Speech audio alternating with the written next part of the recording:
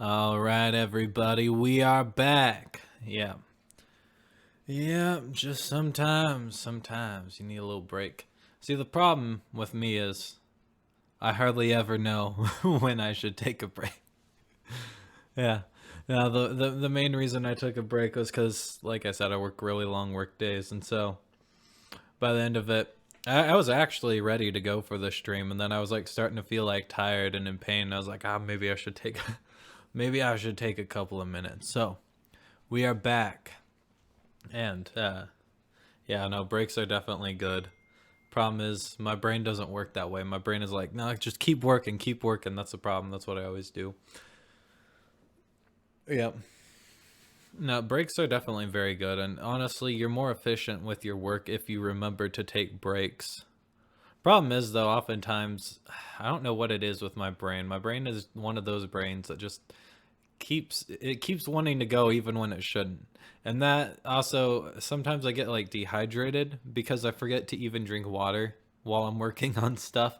And then afterwards I'm like, oh crap, I forgot to drink water. And so I'll just chug a bunch of water at once because I completely forgot to drink water. And then by that point I'm dehydrated.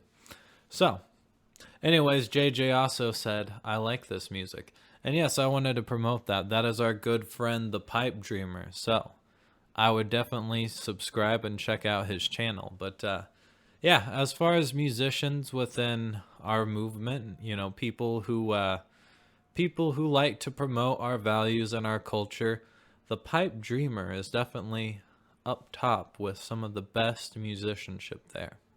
So I would definitely subscribe. Now it is time to get back into our feature presentation. Let's see.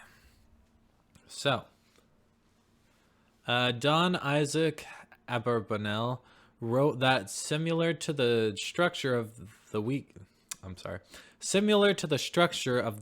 creation, so too the world will exist for 6,000 years, with the seventh millennium being hefsek, or break, and a shvida, or rest, like the Shabbat, Shmida, and Yavel, or Yovel, or however you want to pronounce it. Now, the Yovel is actually something I didn't even start thinking about until recently. Like, I've heard this Jubilee year mentioned, I've heard some of this stuff mentioned occasionally. For some reason, I think of the Millennium, I think of the Shmida, I think of the Shabbat, but I always forget about that Yovel.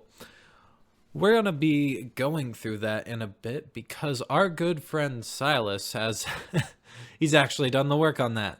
I think I added just a tiny little bit to what he did, but he did the work on that, and I want to go through that. So he did even more than what we're going to present here. So if you are interested in this concept of the Yovel, check out his video on the Grand Sothic Cycle. That's another tongue twister, the Grand Sothic Cycle. Check it out. And it's interesting. I found the video very interesting, and I thought it was interesting because I kept thinking about these Shmida years. I'm like, they always do something on the 7th year, but I forget about this Yovel year. So every 7 Shmidas after that's a total of 49 years, thus marks the end of it. But they actually add another year, and that one singular year is actually the year that's Jubilee year, the 50th year, everything's returned. You know, all borrowed land, all debts erased. They basically start over for a new cycle. Teacher Yaakov Kuli says in a section of Maram Loez, elaborating on the parallels between Exodus from Egypt and the final redemption, Teacher Yaakov Kuli writes, it seems logical to assume that prayers said today for the redemption are more acceptable than those said in earlier times. In earlier times, the redemption was far in the future. Therefore, in order for their prayers to have any effect, people had to pray intensively. In those days, people were 1,000 years from the time in which the redemption had to take place. Now, however, we are only 500 or 200 years away from the time, and the closer it comes, the easier it is for prayers to be accepted. In the footnote of this statement, teacher Aria Kaplan writes, this was written in 5492 or 1732 AD. Just a note, that's a little bit before the American Revolution. Since there was a tradition that see, that's the thing you have to remember about dates. Just think about the important events that happen when you read these dates, and sometimes you realize some interesting things. It seems like a certain group might be controlling things. So, since there was a tradition that the Messiah would have to come before the end of the year 6000 or 2240, there was only about 500 years left until the redemption would have to come. There was also a tradition that the redemption would have to begin after 200 years into the final 500 years.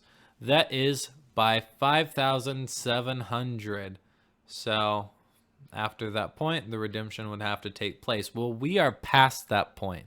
That is 1739 or 1940. Just before the founding of Israel in 1948, by the way. This would seem to lend support to the contention that the formation of the modern state of Israel is the beginning of the redemption. What did I say? What did I say? I actually forgot the end of that. I forgot the end, but I still remembered it. So, why the Hyksos caused World War II. Dun, dun, dun. The Vilna Gaon wrote, each day of creation alludes to 1,000 years of our existence, and every little detail that occurred on these days will have its corresponding event happen at the proportionate time during its millennium. Interesting. So, every little detail. Okay.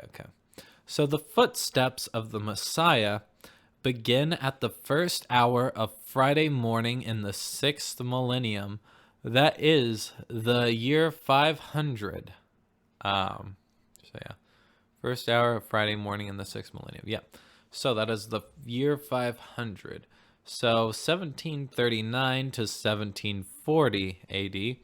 And from hour to hour, the footsteps have continued to progress from many aspects. That actually says it's from Sanhedrin 38a, or that's what it's referencing. So, as it is known, every hour consists of 41 years and 8 months. So, 41.666 is how they wrote that, just so they could throw that in there for you. I told you it was 2/3. You didn't believe me, but it was 2/3 all along, is what 666 represents. It also represents a certain symbol that the Hyksos like to use. But we can't go into that here. Counting from the time that the bonds of the Messiah's heels were loosened, as it says, you have loosened my bonds, as it was revealed in a decree he declared it for Joseph. I delivered his shoulder from the burden, his psalms were loosed from the hod. Beginning with the second hour, i.e., from 8 months into 5541 or 1781 AD, the entire house of Israel took the stage. But as a whole, and with regard to each individual member of the nation as an order from above, of Messiah of the beginning of redemption, namely Messiah, son of Joseph. That is the suffering Messiah, and that's also the Messiah that's more of our path, basically.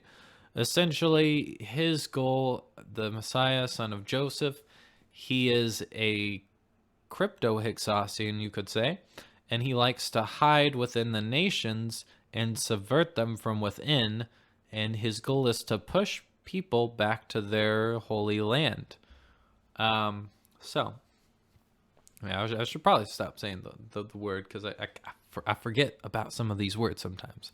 So, I have approximate dates from when this was a thing. If we add every date, see if there's anything interesting here. Well, we have 1740. We mentioned that. 1781, that's an interesting date. So we should know, why did the Holy Land take stage around 1781? Well, this is interesting.